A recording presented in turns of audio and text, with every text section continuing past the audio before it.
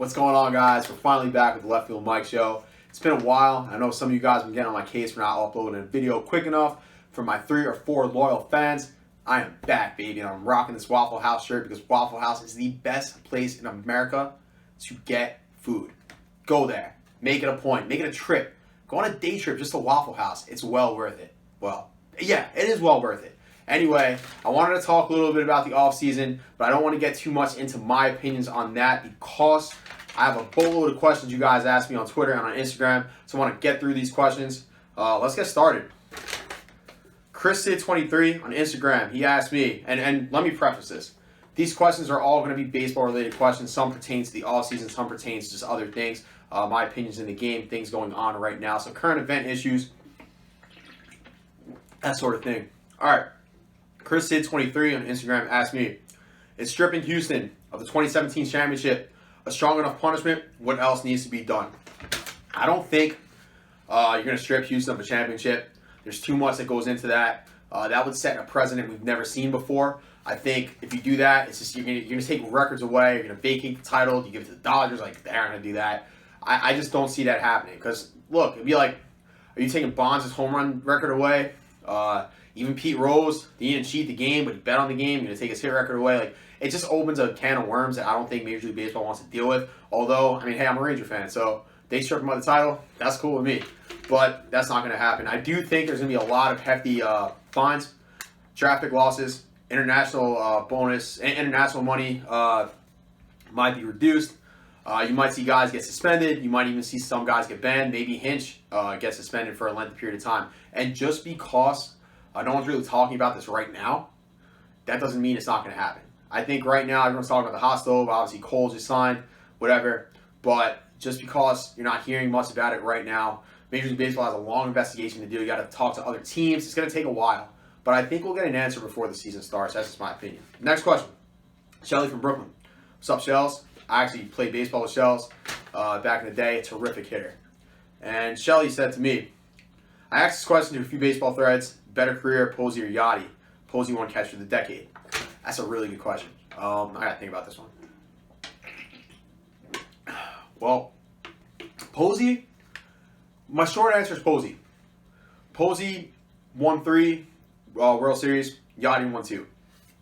Posey won an MVP. Yachty didn't. Now, what separates Yachty from Posey, Yachty did it for a longer period of time. Like, he's still going strong. Posey's really not the same player he once was, and neither is Yachty, but Yachty's still giving you more production than Posey is, without a doubt. Yachty's way better, and Posey's not a bad defensive catcher. Yachty is probably the best defensive catcher, maybe in the history of the game. You know, there's some guys that come to mind. I thought Benito Santiago was a great defensive catcher. Pudge Rodriguez, great defensive catcher. But I think Yachty's probably the best defensive catcher ever. With that being said, I got to give the answer the slightest of edges to Posey, just because Posey was like the anchor of some of those giant lineups. Those World Series teams, like, he was the guy they depended on. Now, Yachty obviously was a big piece, but I don't think he ever was that guy in the lineup. And also, I mean, Posey did win the MVP, has 1 extra World Series. There was one season, I think 2012, Posey had like a mammoth year. You can look at the numbers. And Posey's a lifetime 300-plus hitter. Yachty's around the 280 range, a little bit higher. So, slightest of edges to Posey, but that is a great question. Next question. You can follow Randy on Twitter at HeyRandy. Great follow, big Astros fan. We don't agree on that team, but she's cool. And she asked she asked me, oh boy, is Cole a hoe for his comments? For the younger viewers out there, no, Garrett Cole is not a gardening tool. You cannot buy him at Lowe's. I think what Randy is referencing are the comments Cole made in his press conference with the Yankees. He said, and I'm paraphrasing here, he said something like, we were a few outs away from winning the World Series or from a championship. I saw the light under the door, but then the door was slammed. I guess the door was always shut. Very loose paraphrasing by me. Something like that. You don't have to say that if you're Garrett Cole. There's many ways to interpret it. You could just say he was saying it was fate, whatever. Maybe he was throwing a shot at Hinch. You know, maybe he was throwing a shot at the bullpens. Like, I don't know. You could just interpret it in many ways. But if you're an Astros fan, yes, I can totally understand why that would leave a distaste in your mouth, because it's just it's just unnecessary to say. Now, after the Astros lost the World Series, they tried interviewing Cole, and Cole made a comment like right away saying like, well, I'm not employed by the team. Do I have to? Or something along those lines. Unnecessary. So, yes, if you're an Astros fan, I would not be happy with what Cole's saying, but I would say this. I've always believed this. If you're a fan of a team and a player on the team doesn't want to be on that team anymore, goodbye. Who cares? Let them go. Like, the Astros, and I hate giving the Astros compliments. I really do. The Astros are a hell of a team. You know, they won a World Series without Garrett Cole. They can win another one without Garrett Cole, too. Does losing him hurt? Yeah, it hurts. But you still have a good team. And if he doesn't want to be there, good riddance, you know? Like, it leaves a distaste in the fan base's mouth. And I don't think Cole should have said what he said. But at the same time, if I'm an Astros fan, like, I don't sweat it. It's like, it is what it is. Good luck in the Bronx. Good luck with the Yankees. Elliot, Yankee fan. What's up, Elliot? And he tweets me at Elliot Rants. Nike is charging too much for the new jerseys. Will impact fan involvement. Getting rid of 42 minor league baseball teams is not a good idea. Garrett Cole press conference was gold. And I'm sure Randy totally disagrees with that. Can the MLB make players stars similar to the NBA? So, in the NBA, you got fans all across the country watching games that don't pertain to their reasons. Like, you might have a guy in freaking Oklahoma watching like a Lakers-Clippers game. You might, for LeBron and Kawhi. You might have a guy in Miami watching like a Bucks-Rockets game for like Harden and Giannis. The NBA does a good job of marketing their stars. And that's something baseball needs to do a little bit better job of. You just don't see it in Major League Baseball like you do in the NBA. I also think to add to that point, it all starts with kids. Kids nowadays, like, you always see kids in NBA jerseys, and you just reference, like, the Nike jerseys are very expensive.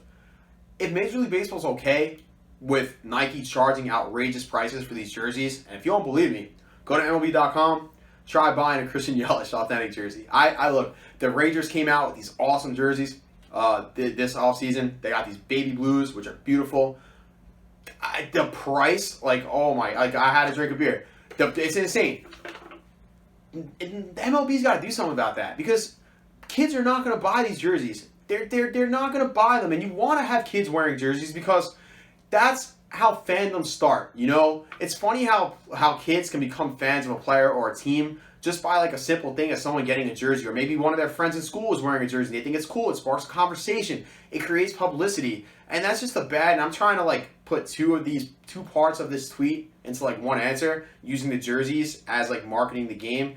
Like, that's one thing they should like find a way to lower the prices. Obviously, they have a deal with Nike, and I guess it's just the way it is. But yeah, it does hurt fan involvement. I think kids need to be more involved. I think when it comes to media, I think Major League Baseball needs to improve their efforts on marketing the game to kids. They got to make the game look more fun. Obviously, they have the thing, let the kids play, Major League Baseball. I guess that's a start. I'm not the biggest fan of bat flips. I consider myself kind of old school when it comes to that. I might be in the minority, that's fine. But I do think there are ways that you have to promote the game to children, to kids. Maybe make media programming like geared to kids, like shows, or maybe have more like Q&As with players on social media with kids, or just with anybody. Like, I just feel like the game has to be promoted more, especially towards children. That's just my opinion. The next question.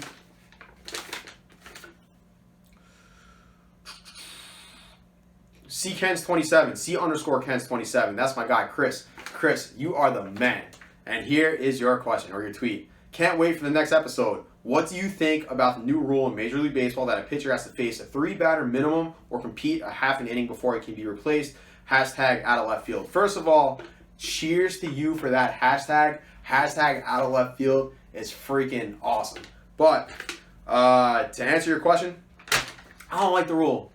It's not a rule that helps the game in any way. The only thing this rule does is it shortens the game, the duration of the game. It's a pace of play rule. That's what it is. But in terms of competition, you're not going to have like the lefty specialists come in for one batter. It's going to hurt people. It might cost some relievers their jobs. It doesn't make for a more competitive game. It just shortens the time of the game. And I think Major League Baseball is trying their hardest to shorten times of the games. Me personally, I watch the game for 5 hours. I don't care. A lot of people don't feel that way, and I understand it. But there's other ways to go about this than doing it that way. That's my opinion there. Next question. Dag Austin 2000 on Twitter. What's up, Anthony? He asked me, do you expect any blockbuster trades? Betts, Arenado, Bryant, Lindor to go down this offseason? Yes, I do. Lindor is going to get traded. The Indians traded Kluber. They could have had him for 2 more seasons, and they traded him for a decent prospect in Lionel Shields, who I like.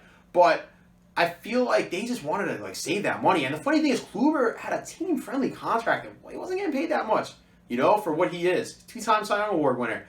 The Indians had an opportunity to make some moves this offseason. The Twins missed out on a lot of pitchers. They needed better starting pitching. The Twins obviously are the class of the division, but other than the Twins and the Indians, the division's relatively weak. And the Indians had an opportunity to bolster their team this offseason. It looks like after they traded Bauer, they traded for Puig. Puig's a free agent. You're probably not going to see him in an Indians jersey. I don't know. But I just feel like the Indians, they just want to save money. They don't really care. They're not prioritizing competing. I think they're just prioritizing their finances right now. And that's unfortunate because this is a team that won 93 games last year. This is a team that could compete for, honestly, if they made a few moves, they can compete for the division. You had Kluber out for most of the season, just about all the season. Carrasco was out for a long period of time. Ramirez had an awful start to the season. With all that being said, they still won 93 games. So I feel like this is a team that just they're not prioritizing, or at least ownership is not prioritizing competing right now. The other guys, Cubs are in an interesting spot because they still have a shot in the Central, though it's not likely, but they can still compete. They still have a good team. You got Baez, got guys like Lester, Darvish in the rotation, Hendricks, Rizzo playing first. This is a team that still is going to fight for playoff berth. So I don't think they're going to trade Bryant right now, but it is something that they can explore. I think it's a little more likely that the Rockies trade Arenado than the Cubs trade Bryant, simply because the Rockies know they're not going to compete in the West.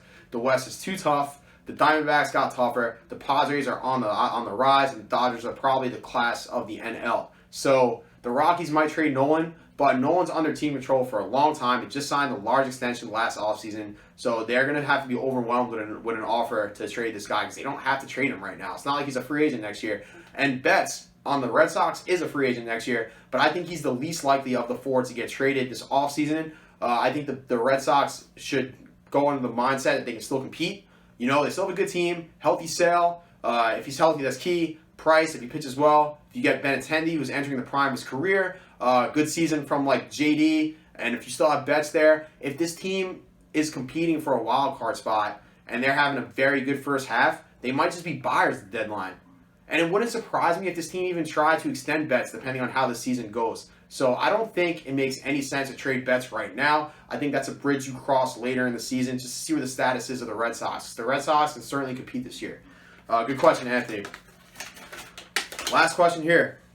Joe from Brooklyn. You can follow Joe at Joseph McCabe11 on Twitter. He asked me, at over $1 million a start, what does Garrett Cole have to do to justify the insane deal he got? And does this offseason cement Boris as the best baseball agent ever? Well, in my opinion, Boris is already the best. Even before this offseason, he's the best baseball agent ever. I think this just adds to his legacy as an agent. He's just getting these mammoth contracts signed. And yes, I think the Yankees overpaid for Garrett Cole, but I don't think that it's the worst thing they did if you're a Yankee fan. I mean, you kind of had to pay Garrett Cole the money he got. They needed an ace. And one thing I respect about the Yankees is, yes, did you overpay for Cole? Perhaps. But you got who you were trying to get. You had a need. The need was starting pitching. You needed an ace. You now have your ace. You have arguably the best pitcher in baseball. I would take DeGrom, but you have arguably the best pitcher in baseball. You bring him in, and how does he justify that deal? Very, very, very simple. He's got to win a World Series, and he has to be a big part of it. If Garrett Cole has a great regular season, wins the Cy Young, right, and he just has a bad postseason, doesn't pitch well in the playoffs, it doesn't fly well in New York, people are going to question the contract, people are not going to be happy. Conversely, Garrett Cole has a mediocre regular season, which he won't have a good season, but if he has lesser numbers this year than he did last year, doesn't win the Cy Young, maybe he pitches like a 3.6 ERA, let's say, but then he just dominates in the postseason, that's what Yankee fans are going to remember. So as long as the Yankees win a ring with Garrett Cole, and Garrett Cole is a part of it, that is will justify the contract to the general consensus of Yankee fans and to the Yankees. Look at A-Rod. A-Rod, for all those years, was known as a bad postseason player. That contract was kind of ridiculous, but guess what? 2009, had a good playoffs, won a World Series. People don't really think of A-Rod as a bad postseason player anymore. People don't really say, oh man, I wish we didn't sign A-Rod, wish he wasn't on the Yankees. Like maybe some people do for other reasons, but the point is, Cole wins, that's it. And that's it for me too. Rate, comment, subscribe, do what you gotta do. I'm stoked that the Rangers traded for Corey Kluber. I can't wait to go to Arlington this year, check out the new Globe Life Field. And also, this weekend, the Bills play the Pats. The Bills are going to win that game. If you have anything you guys want to hear me talk about, drop it in the comment box below. Just don't make fun of Waffle House. I'm out of here. Going to watch the rest of this net game. God bless you guys. Talk to you soon.